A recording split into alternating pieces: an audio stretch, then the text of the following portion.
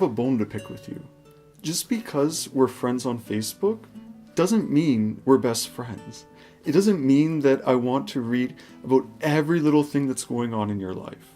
It doesn't mean that I need every detail. In fact, there's many things that I don't want to know.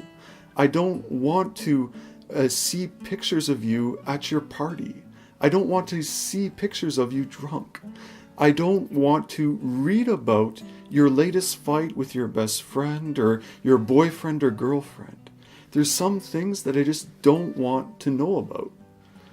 I wonder today, especially with these good things of social media, with Facebook and Twitter and Instagram, if in some ways we're becoming too familiar.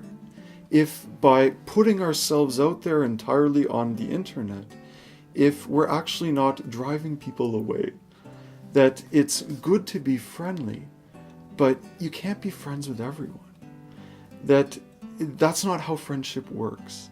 And in fact, we know that many people have got burned by doing this, that they put things up maybe in haste because they want to share with the world what's going on, but then they come to regret it later. That's part of it. You can't become friends that way, good friends. And another side of it is just that there's not enough time. That friendship takes a lot of energy, a lot of work. It takes attention. It takes two people being together and doing things together. And that we only have so much time in this world to do that, and we can only do it with so many people. My sister and my brother-in-law, after they started their new life together, they came to experience something like this. They at first wanted still to visit each of their families and get together with all of their friends. But what they found was that at the end of the weekend, they were exhausted.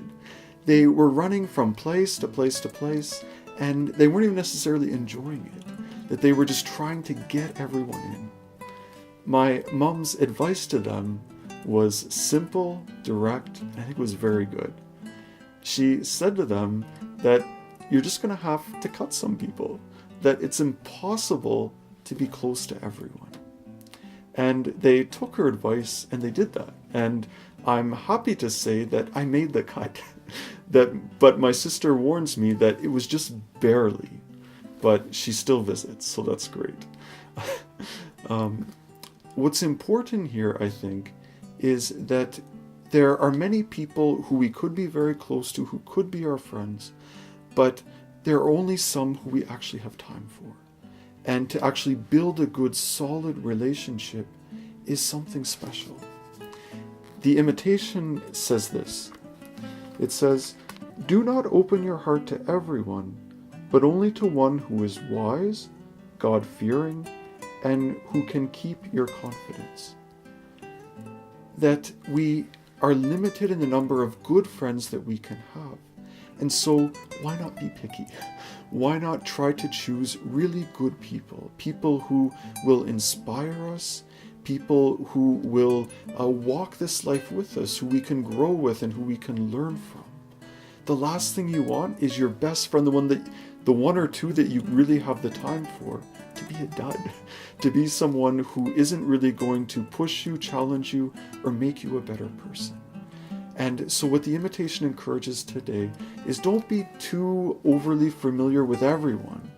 Have your few good friends, be close to them, give your time, your energy, your effort there, and make sure to try to pick good people for that. People who can inspire you, who love the Lord, and can really even maybe help you grow in your faith.